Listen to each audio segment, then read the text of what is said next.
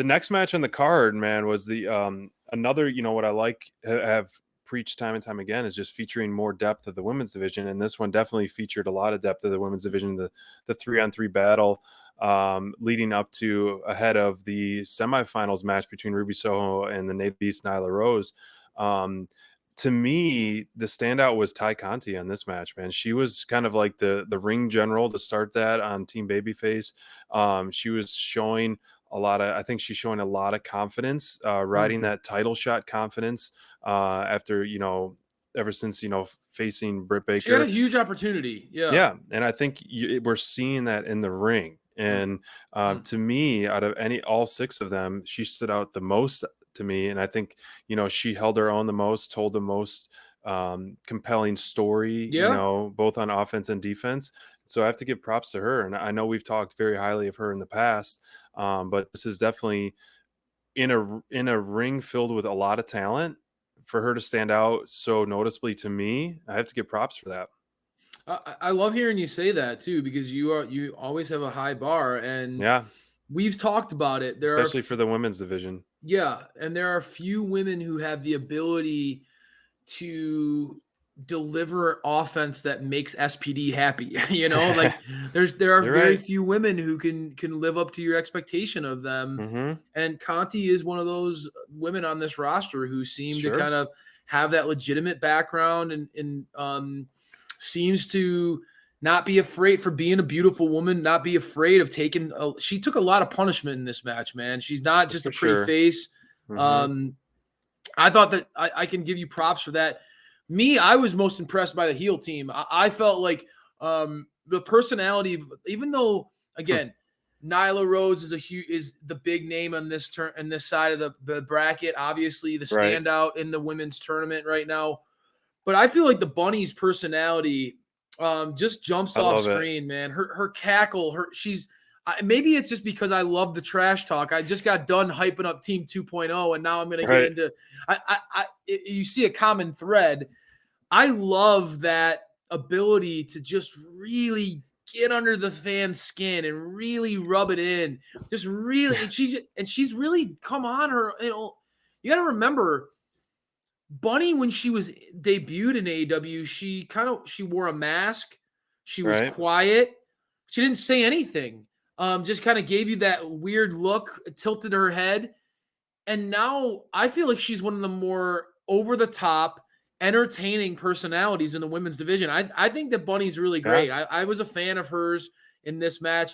Penelope Ford, to me, again, I like that Penelope Ford and Bunny dynamic that you called long before it came together. I think that worked. And they served their role in helping make Nyla look dominant in this one. And, that I had a lot of conversation with some fans about, Nyla Rose, how I always have called her the gatekeeper, and people questioning whether she's really the gatekeeper now. My point with Nyla is that she was always the most dominant performer in this division. Yep. And now I feel like she's in a role that if you're going to prove that you can be an alpha female in this division, if you're going to prove that you can be a top tier female in this division, at some point in time, you have to go through her. You have to pass through the gatekeeper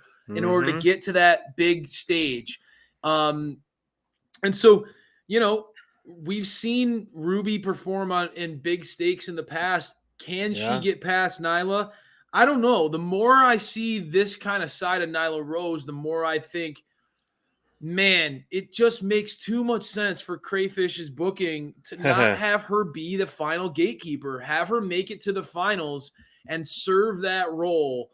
Maybe this is where we really get to see Nyla again fulfill that destiny of being the gatekeeper in today's women's division. And the next TBS champion has to go through her. You know what I mean? Do you think, is that person going to be Jade, or do you think that's going to be Thunder Rosa? That's so hard. I know. That's truly, dude, that's one of the harder matches Probably the that hardest of the 2 semifinals to book, you AEW, know? it does a really great job Yeah, at making things really difficult to pick the outcomes of. I mean, I know. and that's a good thing. It means that that both sides are presented as True. believable winners. You know, we're already. Absolutely. How often have we already talked about? You guys were going back and forth, struggling with the Bryan Danielson versus Hangman.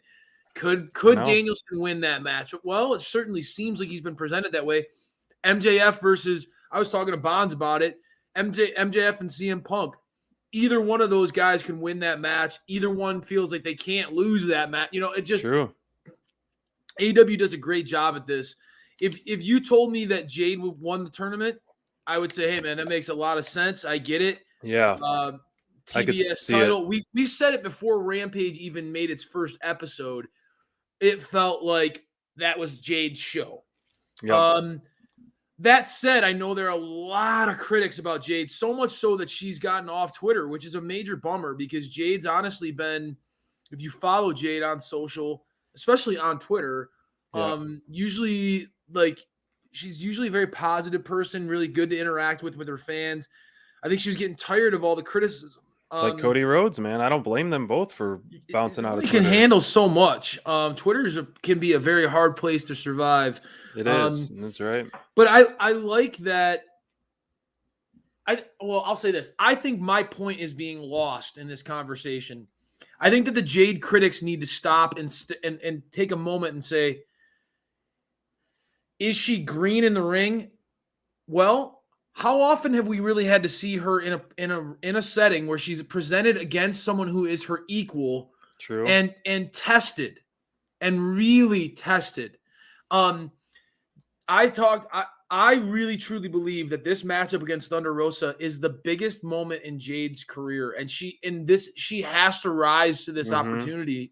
SPD, like this is a big moment for her because a lot of eyes are on her, and there's really no. I mean, I'll be honest with you, man. Like we're a very positive podcast. There's no excuses for Jade not to come out of this match looking like $1 million. We know what Thunder Rosa can do. We know not only her offense and her ability to make a great match and make it compelling, but her ability to work with talent that is still raw and elevate them and make them look like $1 million. You're right. All the Jade critics will be validated if Jade goes out there and has a dud of a match against Thunder, man. I am rooting for Jade as someone who believes in her potential. Good point. She's gotta kill it though, dude. Like I don't think Thunder will not let her. She has to hit a home run. Right. Like this is a big moment for her. You're right, and I think she will. I have confidence she will, and I think that's why kind of maybe they're slow playing the semifinals, maybe to kind of go over simulations so we can see the deliver. And I think Thunder is such a good ring general. Yep. It's no matter who she's in the ring with, it's not going to fail, and it's gonna look completely believable and awesome.